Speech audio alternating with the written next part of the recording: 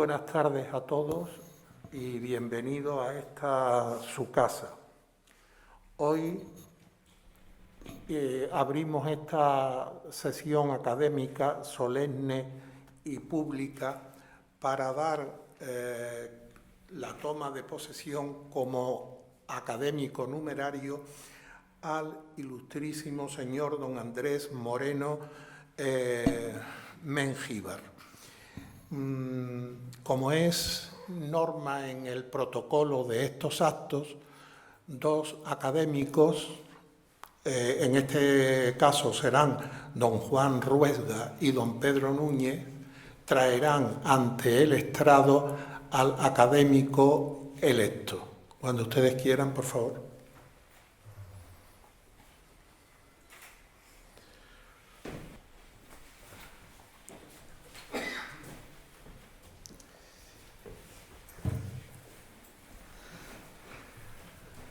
A continuación,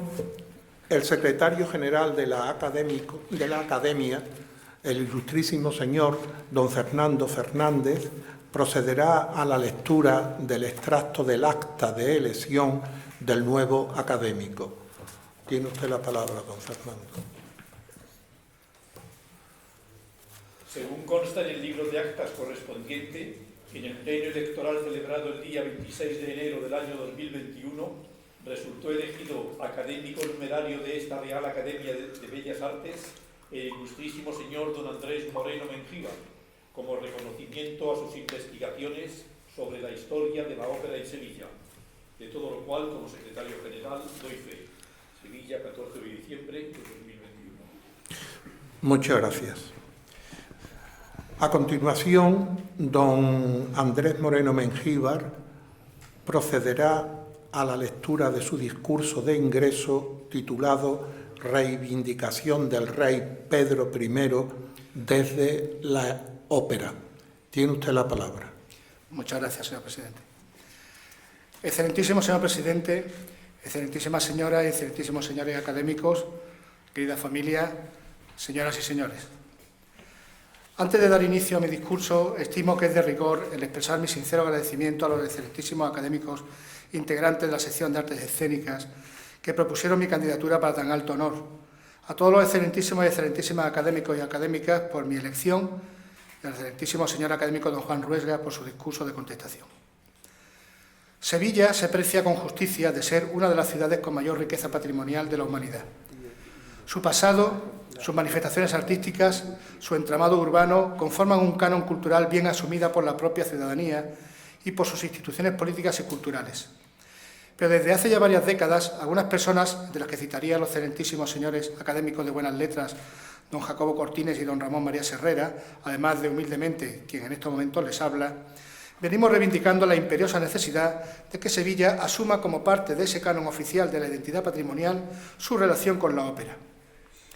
El mencionado profesor Serrera y yo publicamos hace unos años un libro que lleva por título Sevilla, ciudad de 150 óperas, y que ponía sobre el tapete el hecho de que no hay ciudad en la que se hayan localizado y ambientado tantas composiciones líricas, o que haya dado a luz a personajes que han sido adoptados por los compositores una y otra vez. Hoy, el catálogo de óperas sevillanas, un proyecto en continua actualización, va ya por la impresionante cifra de 181 títulos. Carmen, Don Juan y Fígaro son inmediatamente asociados por los aficionados como los más conspicuos protagonistas del idilio de la ciudad del Betis con la ópera. Pero hoy quisiera traer aquí a otro personaje no menos unido a la ciudad, pero con la ventaja de ser una personalidad histórica real. Real y regia, pues se trata del rey Pedro I de Castilla. Durante sus primeros 40 años de vida, la ópera se desarrolló en los palacios y cortes aristocráticas italianas. Nacida a fines del siglo XVI como un espectáculo refinado y exclusivo que pretendía recuperar la supuesta dimensión cantada del drama griego de la antigüedad, se centró desde sus primeras manifestaciones en la evocación de mitos y personajes del pasado griego y romano, haciendo para ello uso de unas claves internas y de unas redes de significados que solo podían ser descifrados y comprendidos por las reducidas élites culturales de las cortes de las ciudades italianas. Era la ópera, por tanto, un espectáculo que presuponía del público la posesión de un capital cultural concreto mediante el cual pudiese compartir el entramado de contenidos y de referencias que los libretos desplegaban, con unos argumentos que casi siempre sirvieron para glorificar y apuntalar los valores sociales y políticos de aquel sistema político del antiguo régimen. Una transformación trascendental sufriría la ópera al poco de su llegada a la ciudad de Venecia. La Serenísima estaba constituida como una república regida por una aristocracia local, pero ajena a los valores de las monarquías absolutas del momento. Por ello, no compartía en buena medida ese concepto de la ópera como creación cultural cortesana, entre otras cosas porque en Venecia no existía una corte como tal que pudiese sostener teatros y espectáculos como justificantes de su poder. Los teatros en la ciudad de los Canales eran empresas particulares de familias pudientes que, si bien los administraban con un sentido de vergetismo cultural, como instrumento de propaganda de cara a su elección para los órganos de gobierno de la República, de mercaderes, ennoblecidos sí, pero que no olvidaban la base de su poder. De ahí que la ópera fuese pronto vista como un espectáculo novedoso, capaz de atraer a un público deseoso de conocer la nueva creación de la escena italiana a cambio del pago de una entrada. El paso trascendental hacia una ópera como espectáculo de masas se dio en Venecia en 1637, cuando la familia Tron inauguró el nuevo Teatro San Casiano tras la destrucción del anterior un año antes. A diferencia de otros teatros venecianos, el San Casiano nació con la finalidad de especializarse en la ópera de pago, con tal éxito entre los habitantes de la ciudad que en años sucesivos se abrirán hasta 16 nuevos teatros que rivalizaron en atraer a los oyentes y que convirtieron a Venecia en la capital mundial de la ópera durante varias décadas. Claro que para ello fue necesario operar una serie de transformaciones en la estructura interna del espectáculo. El modelo heredado de las cortes del norte de Italia, el de una creación llena de claves culturalistas y de mensajes autorreferenciales cuya comprensión estaba solo al alcance de unas élites, no servía a la hora de atraer al público y a su dinero. Los trabajadores y las clases medias venecianas no podían identificarse con ese espectáculo, ni descifrar sus claves, ni comprender las abstrusas referencias a la mitología clásica. No, ese público no pagaba para complacerse en su bagaje cultural, sino para divertirse, para pasar un buen rato asombrándose con el canto, la música y el aparato escénico. En consecuencia, los empresarios de los teatros demandaron de los escritores y compositores un modelo de espectáculo diferente dirigido a ese público. Las referencias mitológicas fueron desapareciendo para centrarse en personajes de la historia clásica fácilmente reconocibles, héroes de la antigüedad, emperadores romanos, generales victoriosos de siglos pasados. Pero al mismo tiempo, los libretos tenían también que divertir y llegar a esa masa iletrada que buscaba el asombro y el pasatiempo. Y de ahí el que los textos que servían de base a las óperas se llenaran pronto de personajes vulgares como criados, pastores, rústicos, que en tramas paralelas o entrecruzadas con la principal establecen un contrapunto con los nobles principios de los personajes principales. Como bien ha quedado demostrado por la historiografía italiana de la ópera, en esta deriva que podríamos llamar populista de la ópera no fue ajena a la influencia de la comedia española del siglo de oro. Esa comedia nueva, estandarizada por Lope de Vega y transmitida con complejidad creciente por toda una estela de escritores que, incluido Calderón de la Barca, encontraron en las tablas italianas un enorme éxito y hasta emulaciones locales. En la ciudad de Roma, el teatro español encontraría un fuerte defensor en la figura del cardenal Giulio Rospigliosi, quien durante años, como nuncio apostólico en Madrid, se impregnó del modelo teatral hispano y a su regreso a Roma lo trasvasó mediante creaciones propias, incluidos los libretos de algunas óperas. Elegido papa con el nombre de Clemente IX, en 1667, apoyó firmemente el establecimiento de la ópera en Roma e intervino activamente, si bien por poco tiempo, dado que falleció 2 años después, en espectáculos que combinaban el espíritu de la comedia española con la forma de la ópera italiana. El propio Clemente IX fue consciente de la deriva en la que iba entrando la ópera en materia de argumentos cada vez más enrevesados y absurdos, y de un lenguaje poético cada vez más alambicado, lleno de barroquismos cada vez más crípticos e incomprensibles. Junto a otros intelectuales romanos y con el apoyo de la reina Cristina de Suecia, residente en Roma desde su abdicación al trono y su conversión al catolicismo,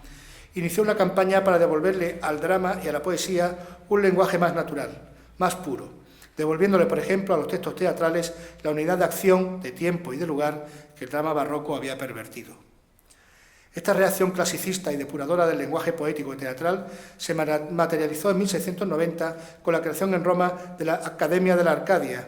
una institución formada por escritores y poetas que compartían ese ideal de pureza y simplicidad y que en materia de libretos operísticos abogaba por simplificar la estructura argumental, reducir el número de personajes y desarrollar un lenguaje poético limpio de conceptismos, puro y sencillo en la manifestación de los afectos.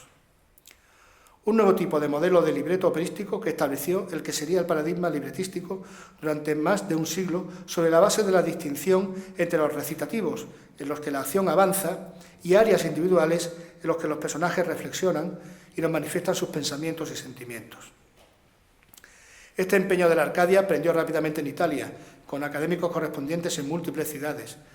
y más allá de las fronteras itálicas también, consiguiendo que a la altura de 1730 se hubiesen desterrado de las escenas europeas los vicios barroquizantes del drama y de la ópera. Tanto Barthes como Tufano consideran que la primera ópera arcádica, la que materializa los ideales de reforma clasicista del drama, es La Forza della Virtù, de Domenico David, estrenada con música de Carlo Pollarolo en el Teatro San Giovanni Grisóstomo de Venecia en 1693, a los 3 años de la fundación de la Academia de la Arcadia. Como tendré ocasión de explicar, este libreto adquirió desde su nacimiento la categoría de modelo para óperas posteriores, con una larga trascendencia de más de 40 años. Escritores posteriores como Cercimbeni o Negri consideran sin ambajes que el drama lírico de David fue el modelo que siguieron libretistas reformadores posteriores como Zeno y, sobre todo, el gran Metastasio, por cuanto desterraban los vicios más notorios del drama barroco, tales como lo maravilloso, lo pastoral, las intrigas amorosas y lo ridículo. Pero, ¿qué relación tiene todo esto con doña María Padilla y su relación con el rey Pedro I de Castilla, que es el objeto de este discurso? Si se atiende a la relación de personajes que aparece en los múltiples libretos impresos de esta ópera, señal inequívoca de su éxito en diversas ciudades y teatros italianos, encontramos lo siguiente. Fernando, rey de Castilla, esposo de Clotilde y amante de Ana Gilda. Clotilde, esposa de Fernando. Ana Gilda, amante de Fernando. Rodrigo, amante de Clotilde. Alfonso, capitán de la Guardia Real, amante de Ana Gilda. Sancho, padre de Ana Gilda. Y otros personajes secundarios. Se indica además que la acción se desarrolla en Toledo. No obstante, en el argumento que precede, explica David claramente que la trama de su ópera se sustenta sobre los hechos históricos relacionados con el rey Pedro I de Castilla, su matrimonio de Estado con Blanca de Borbón y su relación extramatrimonial con María de Padilla. Cito literalmente. Todo esto, que se recuerda en el Rogatis, en el 5º volumen de su Historia de España, viene alterado por mí en algunos detalles, siéndole concedido al poeta mutar lo verdadero y reducirlo a la categoría de lo verosímil, lo cual puede añadir nobleza de acción y movimiento de los afectos. El nombre de don Pedro viene cambiado en el presente drama por el de Fernando, el de Blanca por el de Clotilde y el de doña María por el de Ana Gilda. Y esto porque mejor se adapte al uso de la escena y a la veneración de la Iglesia. Queda claro, pues, el sustento historiográfico de la trama argumental de esta ópera, que no es sino la bien conocida historia de cómo Pedro I abandonó a su esposa Blanca de Borbón a los 3 días de sus esponsales, el 3 de junio de 1353, sin llegar a consumar el matrimonio, para inmediatamente reunirse con su amante María Padilla, a quien al poco instaló en el Alcázar sevillano. No acaba de estar clara ante los especialistas en la figura del rey justiciero cruel la motivación de dicho comportamiento, que conmocionó a la corte francesa, deseosa de una alianza con Castilla en su larga guerra con Inglaterra, tanto como al papado. Al no consumar la unión, el matrimonio no podía considerarse válido y podía ser disuelto. Las causas de tal acción que se barajan van desde la más material, de la imposibilidad de Francia de hacer frente a la dote pactada, hasta la más literaria del descubrimiento por parte del monarca de unos supuestos amores entre Blanca y don Fadrique, hermanastro del rey, lo que de camino serviría de pretexto para que don Pedro ordenase la muerte de su hermanastro. Es importante subrayar las palabras de Domenico David. Sustituir lo real por lo verosímil con el objetivo de introducir en el texto nobleza de acción y de afectos. Los hechos reales son demasiado crudos como para servir de modelo que subir a los escenarios ante cientos de espectadores. La tarea del poeta consiste por ello en disponer una galería de nobles sentimientos, creíbles sin por ello romper del todo con la lógica de los acontecimientos históricos ni con la doctrina de la Iglesia. Como se reconoce en el propio argumento, la fuente histórica de la que David bebe es la historia de la perdita e riacquisto de la España occupata da Mori, de Bartolomeo de Rogatis, publicada en Venecia en 1664. Editada en varias ocasiones, se convirtió, según demuestra Paolo Fabri, en la fuente de varias óperas inspiradas en la historia de España durante la Edad Media,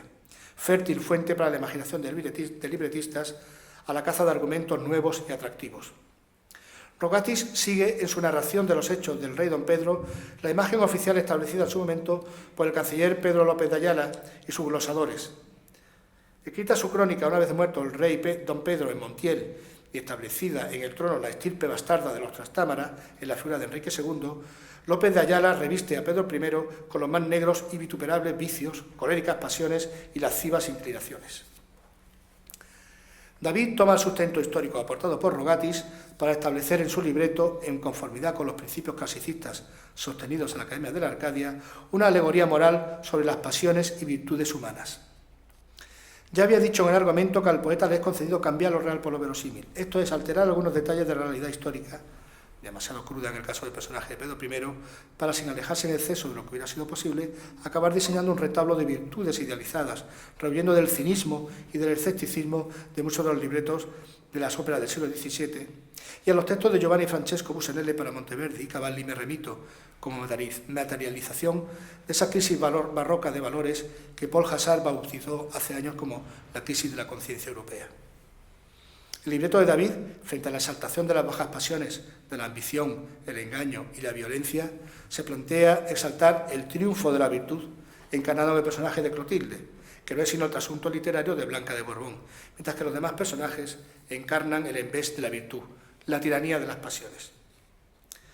El texto de David tuvo inmediatamente una gran aceptación en el mundo operístico de la Italia de finales del siglo XVII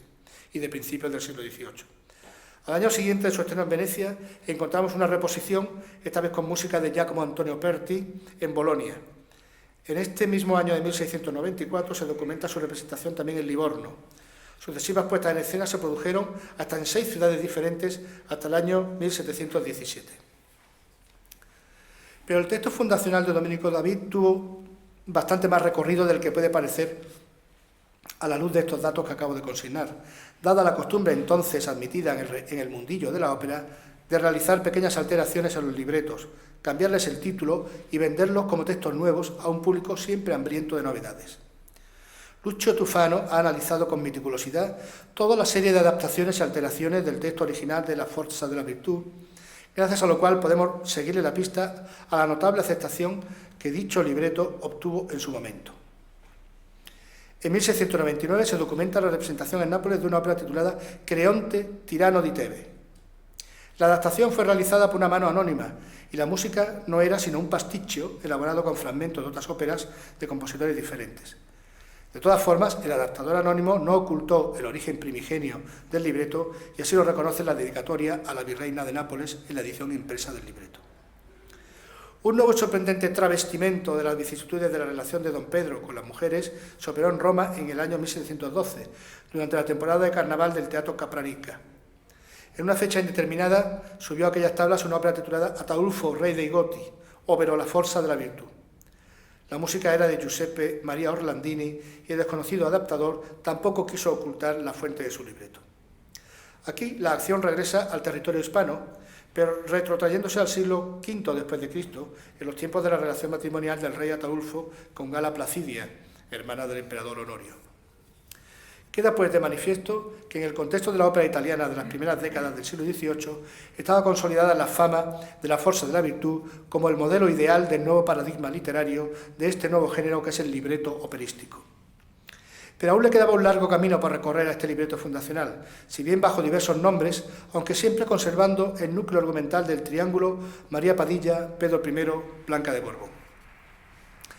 En 1722, un joven Pietro Trapassi, que aún no utilizaba el seudónimo de Metastasio, por el que muy pronto iba a ser conocido en toda Europa, redactaba su primer libreto de ópera.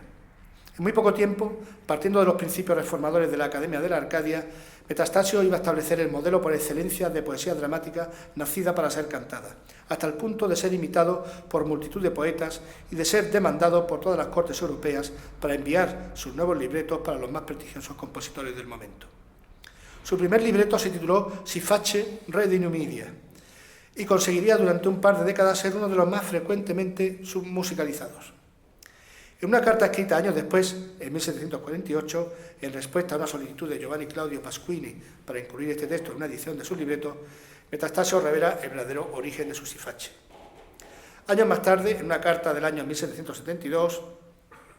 informará de que el encargo del arreglo le vino del maestro Pórpora. Dada la fama internacional de Pórpora como cabeza de la Escuela Italiana de Ópera, el joven escritor no pudo negarse a realizar la tarea de ayornamiento del viejo libreto. En ninguna de ambas cartas menciona Metastasio cuál fue ese texto sobre el que elaboró su Sifache, si bien la crítica italiana hace ya años que identificó el original y que, como podemos a estas alturas suponer, era la forza de la virtud. El libreto primigenio de Metastasio alcanzó pronto prestigio, si hemos de medir dicho éxito en función de las veces que fue puesto en música. Hasta 11 versiones musicales diferentes se pueden documentar entre 1723 y 1767. Pero no acaban aquí las aventuras operísticas de María Padilla, Pedro I y la Reina Blanca, derivadas del libreto fundacional de Domenico David, porque la ópera dieciochesca a menudo volvía sobre los mismos argumentos y personajes cuando estos sabían atraer la atención del público y de los compositores. Lo que, combinado con la necesidad de renovar el repertorio y ofrecer novedades, llevaba a cambios de títulos que nos pueden llevar a error.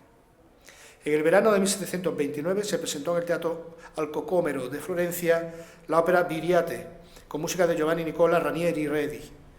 En realidad se trataba del mismo texto del Sifache metastasiano, que con ligerísimos retoques, realizados por Domenico Lalli, volcaba la atención sobre el personaje de Viriate, trasunto de la reina blanca de Borbón, en vez de sobre el monarca. Bajo este nuevo disfraz correría por teatros y ciudades en otras 3 diferentes versiones en los años siguientes.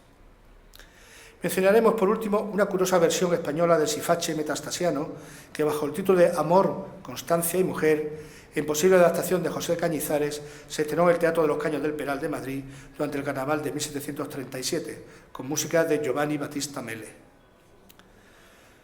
Cuando un género como la ópera, tan precisado de la complicidad y de la aprobación del público para su continuidad, se apropia de un personaje y lo viste una y otra vez con palabras y músicas diferentes, es porque previamente la literatura, tanto la popular como la culta, ha creado la imagen de ese personaje y la ha popularizado por las diversas vías de la transmisión textual e icónica. Cuando un personaje y sus circunstancias o avatares narrativos se han consolidado en la memoria de las gentes, es el momento entonces para que la ópera lo tome como suyo. El caso más paradigmático de este proceso es el del personaje de Don Juan Tenorio, que transcurridos 50 años desde su primera aparición en torno a 1615 como personaje literario en Tan largo me lo fiáis, de Andrés de Claramonte, pasó a protagonizar más de 50 óperas desde 1669, con L'Empio Punito de Alessandro Melani, hasta la actualidad. El rey Pedro I de Castilla ya había pasado a habitar en los romances de la tradición oral aún en vida. El propio Pedro López de Ayala, que escribe su crónica poco después de la muerte del monarca, basándose en su propia experiencia como testigo privilegiado de los hechos, ya menciona diversos romances que corrían de juglar en juglar, de plaza en plaza, de mercado en mercado, por los senderos de Castilla. Hay que reconocer que la vida y hechos del justiciero dan paulo sobrado para la imaginación de los rimadores y romancistas y para la atracción asombro de aquellos auditorios tan aficionados a hechos extraordinarios y poco usados en sus duras y monótonas existencias. El romancero viejo se hizo eco de estas narraciones en octosílabos, con rima sonante en los versos pares, y dichos romances servirían a su vez para la fértil imaginación de los dramaturgos. El romancero del rey Don Pedro hace de su relación con María Padilla, Blanca de Borbón, y su hermanastro Don Fadrique, maestre de Santiago, terreno abonado para la imaginación. En ello se traslada la idea de una posible relación íntima entre Fadrique y Blanca como motivo del repudio del rey y de la muerte alevosa del maestre por orden de su hermanastro. Y de camino sitúan a María Padilla como inductora de dicha orden de ejecución, así como de la muerte de Blanca de Borbón en Jerez. Es más, esa imagen negativa de la Padilla se refuerza con el recurso a la hechicería y la brujería como motivo de los actos violentos del rey, siempre favorecedores de la ambición de María para ascender al trono castellano. Es esta una cuestión apasionante que dejamos para que otros más versados en la antropología cultural que quien esto escribe desarrollen, porque la construcción de la imagen de María Padilla como hechicera, que ata el corazón de Don Pedro con artes diabólicas, demostró tener una fuerza de impregnación inaudita. Del romancero pasó a las creencias populares traspasando las fronteras de los géneros literarios, de los territorios y de las culturas. Rodrigo Caro, en sus Días geniales o lúdricos, de 1626, se hace eco de la creencia en la visión de una María de Padilla volando por los cielos en un carro de fuego. Por aquellos tiempos, algunos procesos inquisitoriales a gitanas acusadas de hechicería testimoniaban oraciones invocando a María como conseguidora mágica de amores. Ya Mérimée, en su Historia de Don Pedro de Castilla, publicada en 1847, recogía cómo los gitanos españoles habían adoptado a María como propia de su etnia y cultura y la habían encumbrado la categoría de reina y señora de los diablos. Las investigaciones pioneras sobre el romancero popular en diversas tierras de España, ya a finales del siglo XIX, atestiguan la pervivencia entre labradores y pastores de esa figura perversa, vengativa y diabólica de María de Padilla.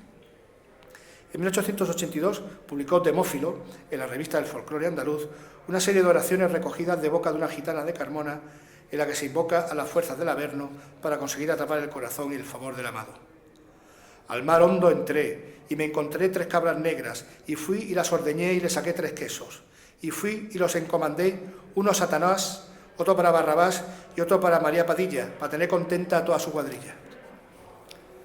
Y en un giro último de tuerca apasionante, esa María Padilla y su cuadrilla de diablos capaces de someter los deseos y pasiones de los hombres, pasó a integrarse en los cultos africanos del candomblé, umbanda y quimbanda del Brasil hasta la actualidad. El teatro del siglo de oro español no pudo sustraerse a la seducción que el personaje, ya más literario que histórico, del rey don Pedro ejercía sobre las mentes de un pueblo acostumbrado a escuchar los romances con las historias más variadas de aquel monarca de triste fin. Lope, asiduo buscador en romances y leyendas de argumento para sus comedias, hizo de don Pedro el personaje principal de nada menos que de 8 de ellas. En 4 se recurre a la fama del rey como seductor y galanteador de doncellas, casi siempre prometidas a otros, a quienes pretende burlar, si bien se impone como regla un final feliz en el que el monarca respeta los lazos y compromisos matrimoniales. Pero en otras 4 comedias emergen esos apelativos por los que el rey, el hijo del rey Alfonso XI, ha pasado a la historia, el de rey cruel y justiciero. Un rey que no duda en recurrir a la violencia, amparado por su autoridad y rango, pero que al mismo tiempo utiliza dicha violencia para impartir justicia expeditiva. Recordemos que fue Felipe II quien, revisando la imagen de su antecesor en las crónicas, dio orden de que en adelante se dejase de motejar lo de el cruel para pasar a denominarlo como el justo. Otros dramaturgos, como Juan Pérez de Montalbán, utilizaron el material histórico referente a la muerte de don Fadrique de Sevilla en comedias como La Puerta Macarena, primera y segunda parte. Fuera de nuestras fronteras, esencialmente en Francia, las historias asociadas a nuestro rey también inspiraron obras de teatro y novelas desde el siglo XVII en adelante. Se pueden citar a modo de ejemplo la tragicomedia Blanche de Bourbon, Reine d'Espagne, de François Regnault, el anónimo Don Brutal ou Le Chevalier Errant, ya del siglo XVIII, Le Triomphe de l'amour ou Don Pedre de Castille, de Philippe-Joseph Leroux, la tragedia de 1761 Don Pedre, Roi de Castille, de Philippe Lefebvre, la de Voltaire, titulada Don Pedre, Roi de Castille, y Pierre le Cruel, tragedia de Pierre Bouillet de Valois, o Blanche de Bourbon, tragedia de Charles Bord, estrenada en 1783. Como era de suponer, una personalidad tan fuerte, tan enérgica y tan ambivalente como la del monarca castellano tenía que atraer la atención de forma irresistible de los escritores románticos. Para ellos, Pedro I reunía todos los requisitos del héroe romántico: amante, monarca justiciero, juez resolutivo, personalidad cambiante y violenta, traicionado por un entorno familiar contra el que tuvo toda su vida que combatir para afirmar sus derechos al trono. Poco tardó nuestro rey en poblar las páginas de novelas y dramas en la Francia romántica. En 1837 se estrenó en París el drama en 4 actos Don Pedre le Mendiant, original de Fabrice Labrousse, que se beneficiaba del precedente teatral Le Roi et le Laboureur de Antoine Vincent Arnaud, estrenado en 1802, y que se centraba en la faceta justiciera del rey y la famosa leyenda de su cabeza de piedra expuesta en una calle de Sevilla. La senda de Labrousse fue continuada por Alexandre Dumas padre con sus novelas históricas Le Bâtard de Mauléon y Pierre le Cruel, y en las que se explota ampliamente todo el entramado en torno a la boda de Pedro I con Blanca de Borbón, la figura ambivalente de María de Padilla y la muerte de don Fadrique por orden de su hermanastro el rey. Si nos centramos en el tema principal de este discurso, que es el de la presencia de nuestro rey y de su bella amante en la ópera, Volveremos a encontrárnoslo sobre las escenas líricas tras casi un siglo de ausencia en el año 1837. El 9 de diciembre, en París, se estrenó la obra musical María Padilla, con texto original de Joseph Rossier y música del maestro Dash. Este vodevil narra las consabidas tramas del matrimonio no consumado de Pedro y Blanca y toma parte por la tesis de que dicha situación pudo estar causado por una relación amorosa entre la princesa francesa y el infante don Fadrique. Al año siguiente, el 29 de octubre de 1838, se estrenaba en el Théâtre Français de París la tragedia en 5 actos María Padilla, original de François Ancelot. En este caso, el corazón de la tragedia reside en el supuesto matrimonio secreto contraído entre Pedro y María y la imposibilidad de ésta de hacerlo público por la razón de Estado impuesta por el rey. María muere por su propia mano, tras escuchar de boca del monarca, en presencia de su corte, el reconocimiento de aquel matrimonio clandestino. La importancia histórica de esta tragedia es la de haber servido de cimiento argumental para la ópera más importante de cuantas se hayan compuesto sobre estos personajes, María Padilla, de Gaetano Donizetti. La tragedia de Ancelot se desarrolla en diversas localizaciones de la ciudad de Sevilla, Alcázar, Catedral o de sus alrededores. Encontramos entre sus personajes principales al rey Pedro, María Padilla y su hermana Juana, su padre, Ruiz de Padilla, Luis de Aguilar, prometido de Juana, la nodriza Felipa, ministros, cortesanos, criados, pajes, soldados varios, además de las masas populares sevillanas. Juana Padilla está prometida a Luis de Aguilar, mientras que su padre permanece en la fortaleza de Morón, protegiendo, contra la voluntad del rey Pedro, a sus hermanastros bastardos, los hijos de la relación extraconyugal de Alfonso XI y Leonor de Guzmán. Ello pone a la familia Padilla en una complicada situación política. Mientras tanto, María confiesa que tiene repetidos sueños y visiones en los que se ve como reina, si bien de momento su interés está en un joven apellidado Méndez y con quien se ha encontrado en secreto en varias ocasiones. Méndez se descubrirá que no es sino el mismísimo joven rey Pedro, profundamente enamorado de María.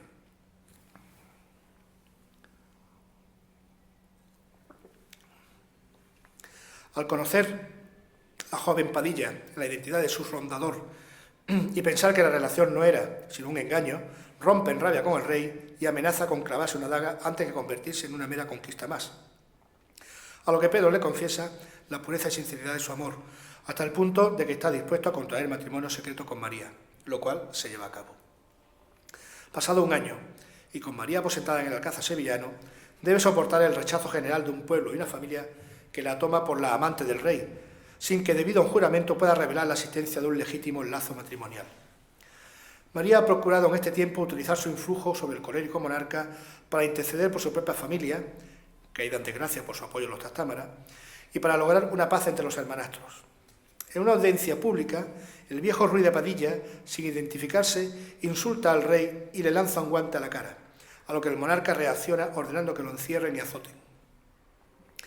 Sin saber que se trata de su padre, María oye los gritos de dolor de una estancia cercana, indaga lo que ocurre y, llevada por su noble pasión y corazón, consigue que el rey lo perdone y libere.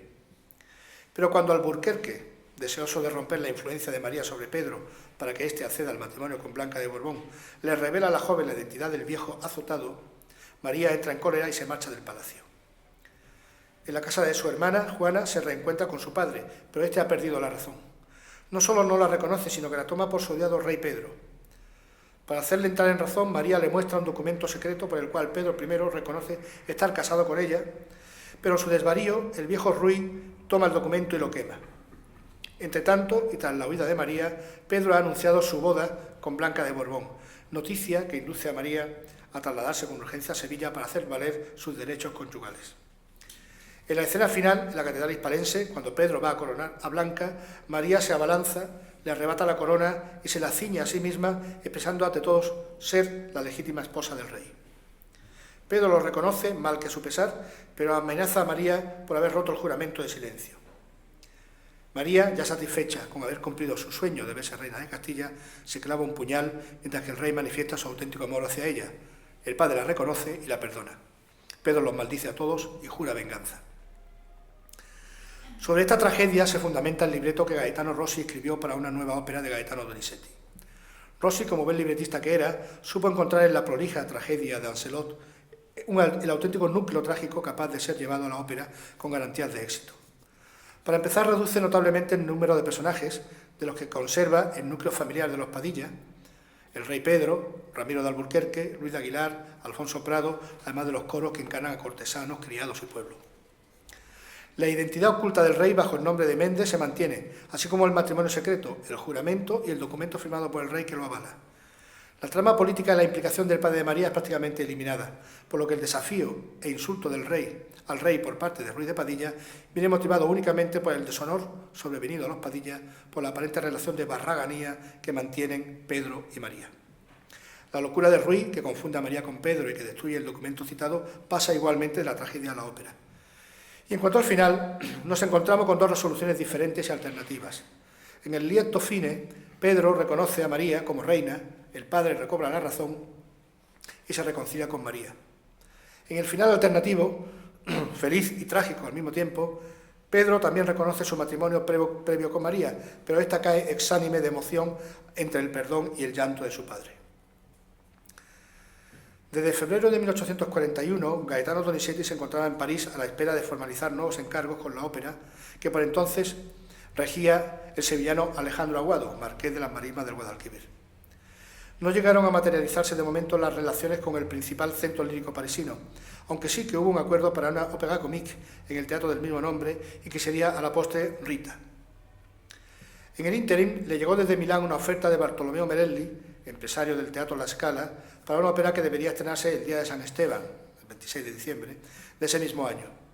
Donizetti firmó el contrato ante la falta de concreción de los proyectos parisinos y quedó a la espera de recibir propuestas para el libreto. Para principios de verano ya se había llegado a un acuerdo con Gaetano Rossi sobre el argumento de María Padilla, y como era Donizetti habitual, se puso con rapidez a componer la ópera nueva. En agosto surgió un imprevisto. La soprano protagonista contratada por Milán, Herminia Frezzolini, estaba embarazada y no podría estar disponible para la fecha del estreno. Pero Donizetti ya había compuesto casi 3/4 partes de la ópera pensando en su vocalidad y en su tesitura, y ello le obligaba a modificar de arriba a abajo esa parte en función de las características vocales de la nueva María, Sophie Loewe. El maestro completó la partitura a falta de la orquestación para principios de noviembre. Un nuevo tropiezo estaba por venir cuando el libreto fue sometido a la censura milanesa, que no dejó pasar el final original, traído de la tragedia de Lancelot, en el que María arrebata la corona de blanca de manos de Pedro I, se la ciña a sí misma, se proclama la auténtica reina y se suicida a continuación. El suicidio en escena, y menos entre una cabeza coronada, no estaba permitido en los teatros milaneses. Así que hubo que arbitrar un final diferente, a la vez que respetuoso relativamente con la realidad histórica. María es reconocida por Pedro como su legítima esposa, pero muere a renglón seguido de la misma emoción. Estaba claro que María debía morir, porque la historia nos dice que nunca fue reconocida como esposa de Pedro I en vida y que murió de muerte natural en Sevilla en junio de 1361, el mismo año de la muerte de Blanca de Borbón en el Alcázar de Jerez por orden de Pedro I, tal lo cual fue enterrada en el convento de Astudillo, Palencia, que ella misma había fundado. Pero también es cosa sabida que al año siguiente, en 1362, en las Cortes de Sevilla, el monarca dijo haberse casado en secreto con María años atrás y haberlo mantenido oculto por motivos políticos. Pero ahora, con el objetivo de legitimar a la descendencia habida con doña María ante la ausencia de otros herederos, la hizo reconocer como auténtica reina y ordenó traer desde Astudillo sus restos mortales y darle solemne sepultura en la capilla real de la Catedral de Sevilla. El día 26 de diciembre tuvo lugar el estreno de la nueva ópera de Donizetti en el templo lírico milanés por excelencia. María Padilla alcanzó la importante cifra de 24 representaciones seguidas en aquella temporada. Hay constancia de que en alguna de aquellas funciones hubo que interrumpir repetidas veces la representación ante los aplausos y las llamadas a saludar de los cantantes y del director por parte del público. No obstante, cuando en el carnaval de 1843 fue programada en el Teatro La Fenice de Venecia, solo llegó a la segunda representación. A Sevilla, al teatro principal, llegaría el 23 de octubre de 1849. Fue justamente el año siguiente al del estreno en la ciudad de la otra ópera sevillana de Donizetti, esa La Favorita, y la que se nos cuenta una historia paralela, la de los amores ilegítimos entre Alfonso XI y Leonor de Guzmán, madre de quien habría de acabar con la vida de Pedro I. María Padilla tuvo 5 representaciones en aquella temporada sevillana de 1849, 3 en la siguiente, otras 2 en 1867 y nada más. A pesar de que un especialista como William Ashbrook considera a María Padilla como una ópera maestra equiparable a las mejores creaciones de Donizetti, ponderando la finura de su escritura orquestal,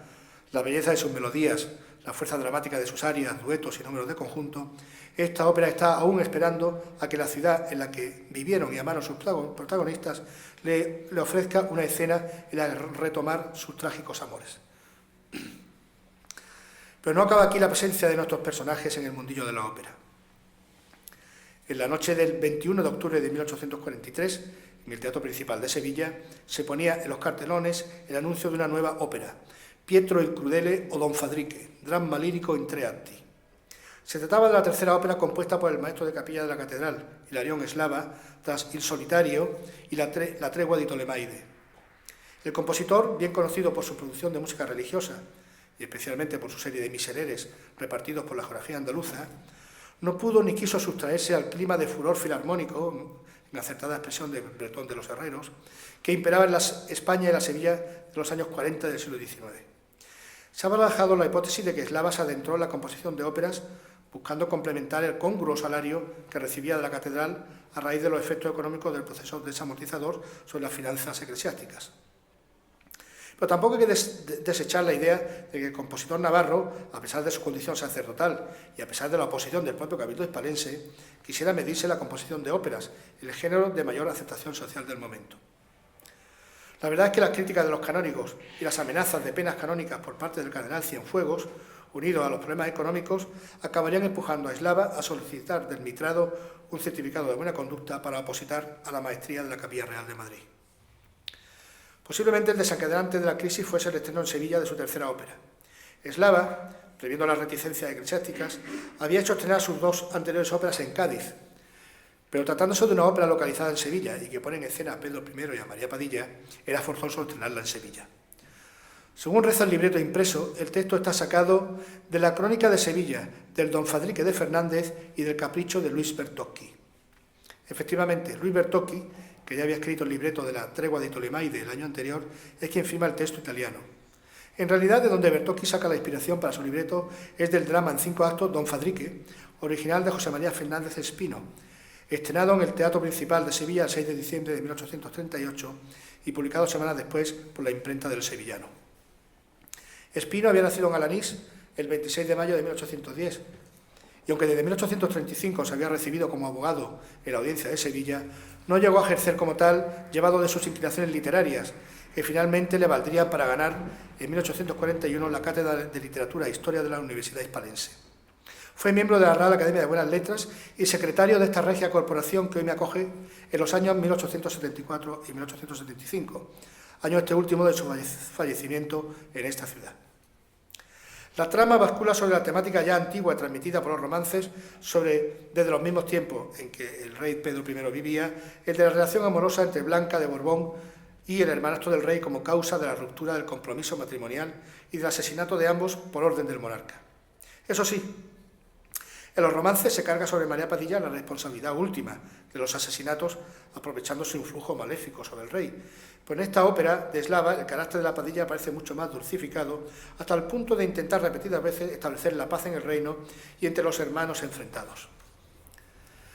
Desgraciadamente apenas si se conservan unos pocos fragmentos de esta ópera. La primera escena, que se desarrolla en la verbena de San Juan, un coro del acto tercero y la cavatina Mi fu guida, todos en versión para canto y piano, ya que el manuscrito original se ha perdido.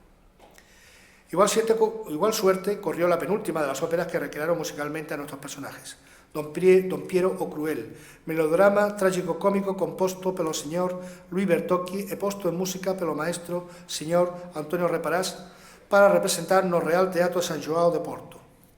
Estamos, como se ve, ante una nueva puesta en música del mismo libreto escrito en su momento por Bertocchi para Eslava, solo que estrenado 14 años más tarde, el 1 de junio de 1857, en Oporto. El compositor Antonio Reparaz Aznar había nacido en Bilbao en 1831 y falleció en Reus en 1886. A los 25 años ya dirigía una compañía de zarzuela en Pamplona, mérito por los que consiguió una beca para ampliar estudios en Italia y Francia, donde el empresario del Teatro San João de Oporto lo contrató como director de las representaciones operísticas para la temporada 1856-57. Aquel empleo le permitió estrenar en Oporto sus óperas Gonzalo di Córdoba y Pietro il Crudele,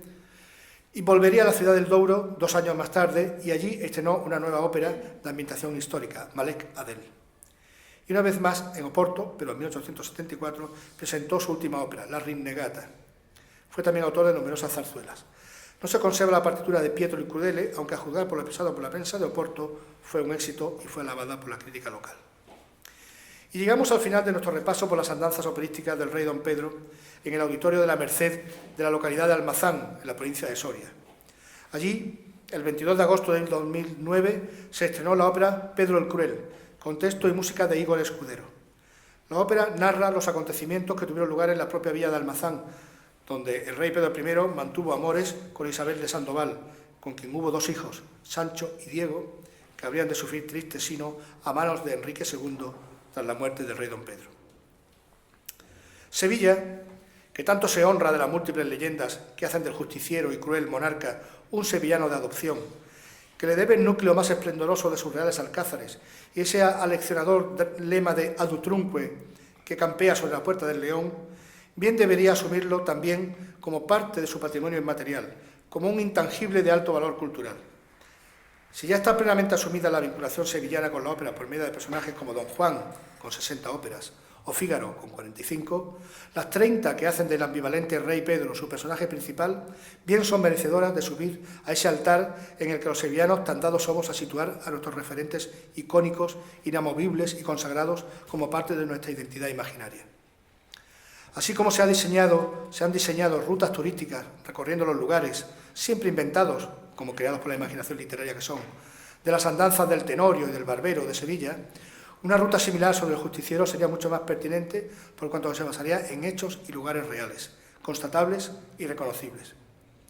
Y puestos a soñar, nada mejor que programar en el Teatro de Ópera por excelencia de Sevilla, el Teatro de la Maestranza, la gran ópera de Donizetti, que da nombre a la gran pasión de aquel gran rey, María de Padilla. He dicho.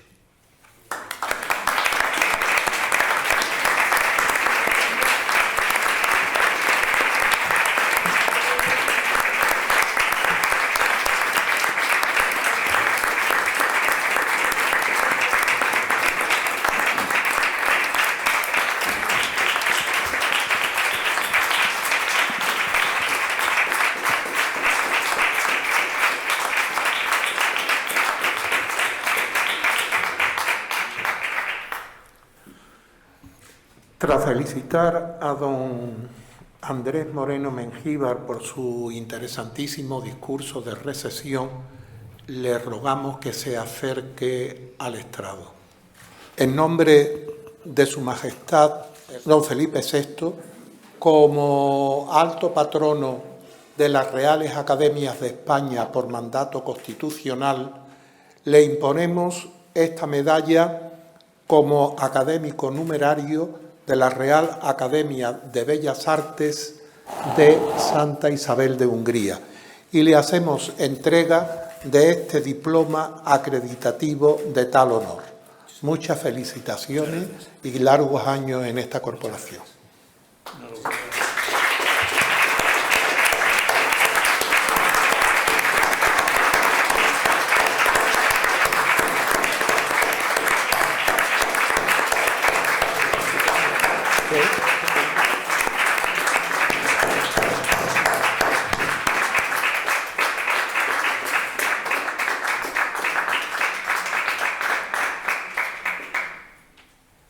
Acto seguido, le damos la palabra a nuestro compañero, el ilustrísimo señor don Juan Ruesga Navarro, que será el encargado de contestar al discurso de recepción del ilustrísimo señor don Andrés Moreno Mengíbar. Cuando quiera, por favor.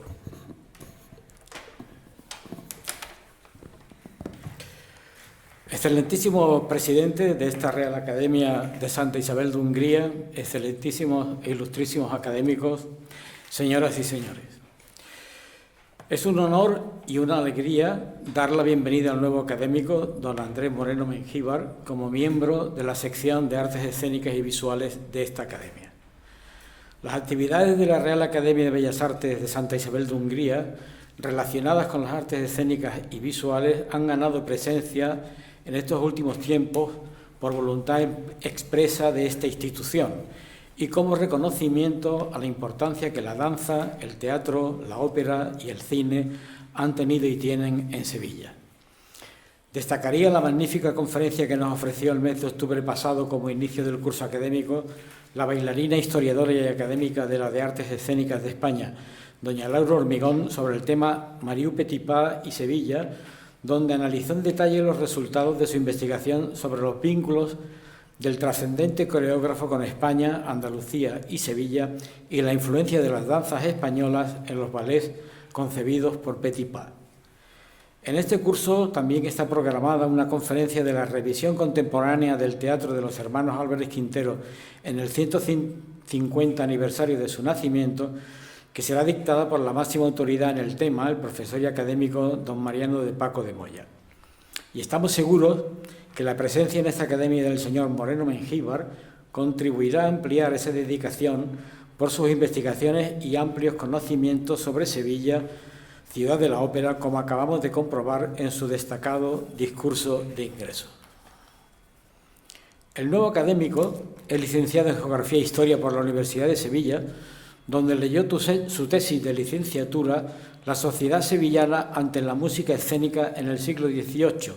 poder, mentalidad y estética en torno a un espectáculo, y es doctor en Historia por nuestra universidad con la tesis La ópera en Sevilla en el siglo XIX, evolución, sociología y estética. En ambos trabajos marca una línea clara de interés por esta ciudad y sus artes escénicas y en particular por la música escénica y la ópera. Desde el curso 2010-2011 imparte la asignatura Sevilla Escenario Operístico como profesor invitado por la Universidad de Sevilla en el Máster de Artes del Espectáculo Vivo, uno de los más prestigiosos de la especialidad y en el que compartimos claustro algunos miembros de esta academia. Además de numerosos artículos sobre diversos temas de investigación y participaciones en numerosos congresos, hay que señalar su importante labor de publicación, como por ejemplo La ópera en Sevilla, 1731-1992, publicado por el excelentísimo Ayuntamiento de Sevilla. La ópera en Sevilla en el siglo XIX, publicaciones de la Universidad. Manuel García, de la tonadilla escénica a la ópera española, 1775-1832, en colaboración con Alberto Romero Ferrer por la Universidad de Cádiz y Junta de Andalucía. Sevilla, ciudad de 150 óperas, como él ha mencionado, en colaboración con Ramón María Herrera en la editorial Alimar de Madrid. Y el atractivo título Los inicios de la zarzuela en Sevilla, crónica de la revista La Aurora, atribuidas a Gustavo Adolfo Bécquer en colaboración con la profesora Marta Palenque, que está aún pendiente de publicación y que esperamos con mucho interés.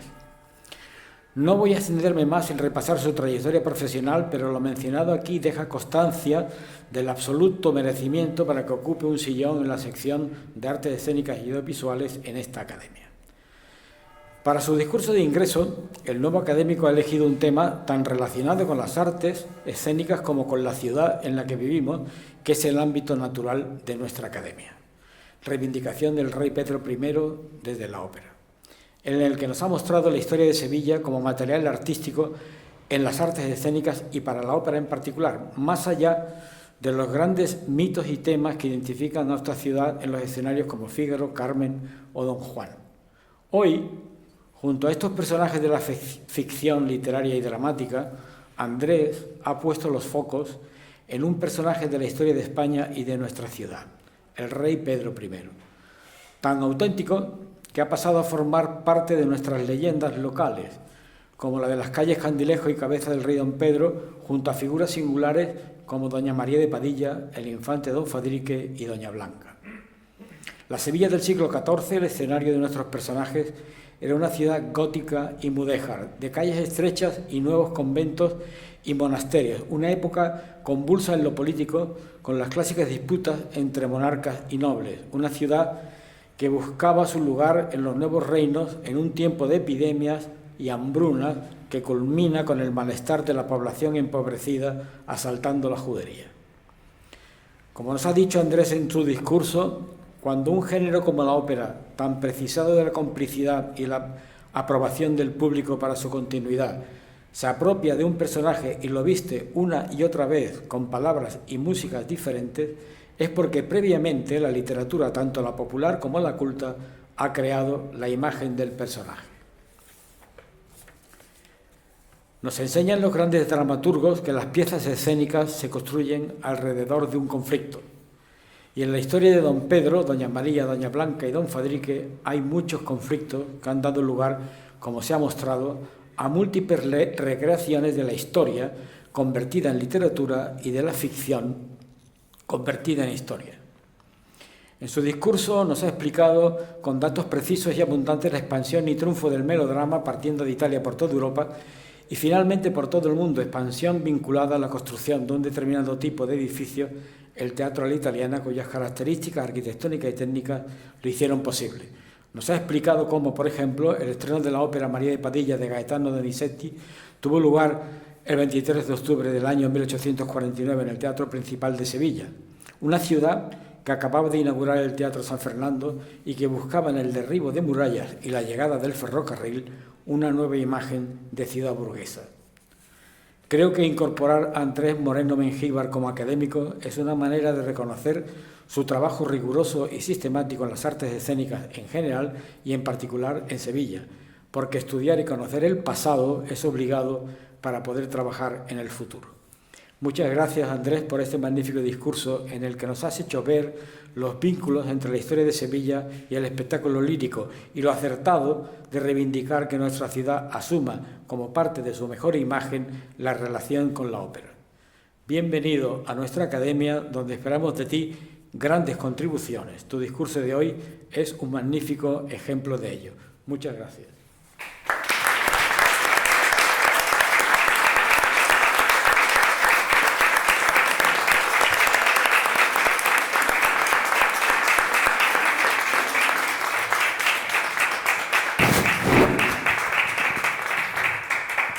Agradecemos la intervención de don Juan Ruesga, que ha puesto punto final a esta sesión donde todos hemos asistido y creo que de una forma emocionante a la puesta en escena, nunca mejor dicho, de personajes históricos tan importantes para España y para Sevilla como han sido Pedro I o sus antecesores, Alfonso X, el sabio cuyo centenario del nacimiento celebramos en este curso, e incluso su padre, Fernando III, el santo rey conquistador. Todos ellos dieron lugar a múltiples episodios históricos, legendarios, poéticos, musicales, etcétera, dignos de la mayor alabanza. Y por supuesto, el personaje Pedro I es crucial porque, además de, como ha dicho don Juan Ruesga, que tiene que desenvolverse en un ambiente histórico muy conflictivo por múltiples problemas que surge y que tiene que resolver, hay también un hecho muy importante para nuestra historia posterior, y es que con don Pedro I acaba la dinastía de los Borgoñones, y se inicia la de los Trastámaras, puesto que Pedro I, como ya ha dicho nuestro compañero don Andrés Moreno, murió asesinado por su hermano paterno, bastardo, Enrique de Trastámara. Acaban los Borgoñones, comienzan los Trastámaras, que realmente pues terminarán, como todos sabemos, con doña Juana I, reina de España, la hija y heredera de los reyes católicos, puesto que esta casa con Felipe el Hermoso de Austria, y ya comienza otra nueva dinastía, que es la de los Austrias, que llegará hasta